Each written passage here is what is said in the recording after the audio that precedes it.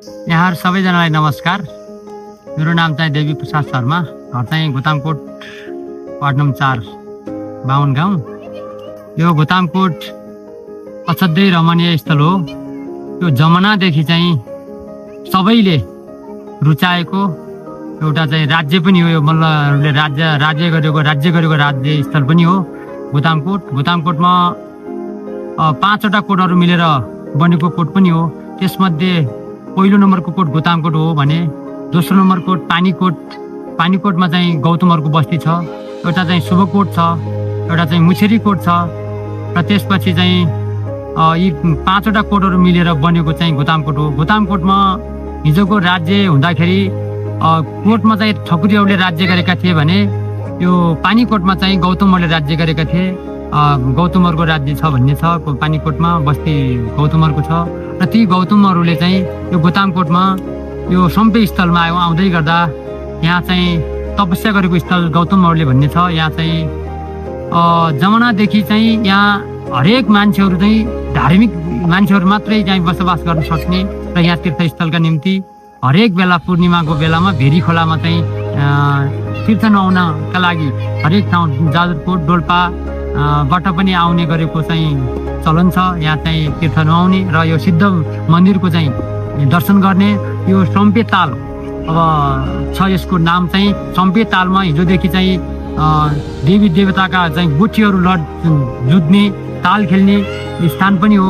त्यसका निम्ति चाहिँ यहाँ चाहिँ सम्पे चौर भनेर चिनिन्छ। यो सम्पे चौरमा सिद्ध बाबाको मन्दिर छ माथि।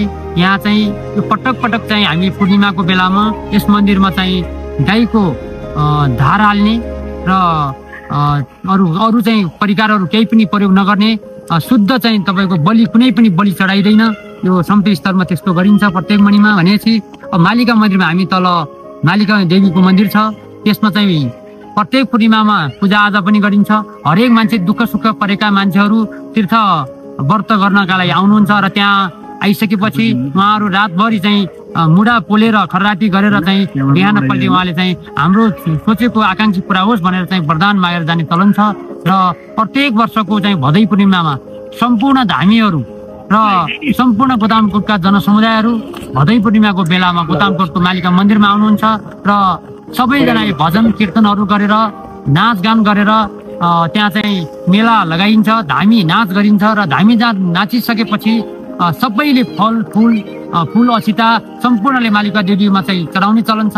र त्यो मालिका देवीमा चढाइसकेपछि बिहान सबैले भजन कीर्तन गरिसकेपछि पवित्र मनबाट चाहिँ त्यहाँ चाहिँ ध्यान तपस्या गरिसकेपछि बिहान घर फर्किने बेलामा मालिका देवीको वरदान माग्ने चलन छ। वरदान चाहिँ जे आफूले सोचेको छ त्यो सोचेको पुरा होस् भनेर चाहिँ वरदान मागेर लिने र त्यहाँ चाहिँ वरदान प्राप्त भएको र चाहिँ जे मागेको त्यो पुरा भएको भन्ने चलन रहेको छ।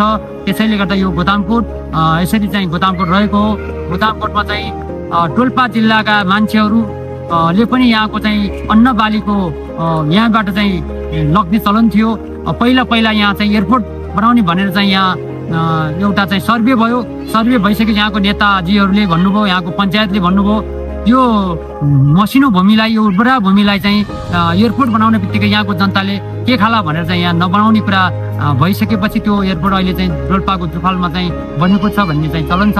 त्यसैले गर्दा यहाँ विभिन्न खालका जात जातिहरूको आफ्नो बस्ती रहेको छ गोतामकोटमा। ब्राह्मणको छुट्टै छ, ठकुरीहरूको छुट्टै छ, दलितहरूको छुट्टै छ, विष्टहरूको छुट्टै छ, थापाहरूको छुट्टै छ, बस्नेतहरूको छुट्टै छ, भण्डारीहरूको छुट्टै छ र अनि त्यसपछि तपाईँको चाहिँ विष्टहरूको छुट्टै छ र गौतमहरूको छुट्टै छ। आफ्नो जातिको आधारमा आफ्नो बस्तीहरू चाहिँ यहाँ चाहिँ बस्तीको आधारमा चाहिँ बस्ने गरेको चलन छ। त्यसैले गर्दा यहाँ गोतामकोटमा चाहिँ थुप्रै कुराहरू यहाँ चाहिँ गौतमहरूको चाहिँ उद्गम स्थल भनिसकेपछि यहाँ थुप्रै कुराहरू विकास निर्माणको पूर्वाधारका रूपमा चिनिएको छ। यहाँ चाहिँ गोतामकोटलाई चाहिँ एउटा 100वटा पर्यटकीय स्थलको एक स्थल पनि यहाँ चाहिँ लेखन गरिएको छ र यहाँ थुप्रै कुराहरू चाहिँ तीर्थयात्रीहरू आएका छन्, गौतमहरू आएका छन्, ओलीहरू आएका छन्।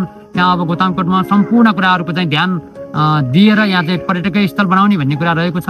त्यसैले गर्दा यो यति कुराहरू छन्। यहाँ चाहिँ सम्पूर्ण कुराहरू छ। अब 9 झरनाहरू चित्री पाटनको माथिबाट 9 झरना हुन्छ, 9 झरना माथितिर देखिन्छ। यी सबै कुराहरू चाहिँ गोतामकोट नाम रहेको। गोतामकोटमा चाहिँ यसरी नै चाहिँ यहाँ धार्मिक संस्कारहरू चाहिँ मनाउने चलन छ। हामी जाग्देहरू गर्ने, झारफुक गर्ने, अति चाहिँ धार्मिक विश्वास गर्ने चलन छ। यति नै होस्। नमस्कार, धन्यवाद। गाईको खुर चाहिँ गाई लड्केर यहाँ त्यहाँ चाहिँ यो गाई खुर भन्ने छ, कैली गाईको खुर भन्ने छ। हजुर, यो खास यो चाहिँ कसरी भएको अरे भन्ने त? यो चाहिँ गाई राक्षसहरूको लडाइँ लड्दाखेरि देवताले चाहिँ गाईले चाहिँ त्यहाँबाट पानी खान आएको बेला लड्केर चाहिँ यहाँ चाहिँ पाइला परेको भन्ने छ। गाईको देउती भनेर यहाँ प्रत्येक पूर्णिमामा चाहिँ पूजन हुन्छ।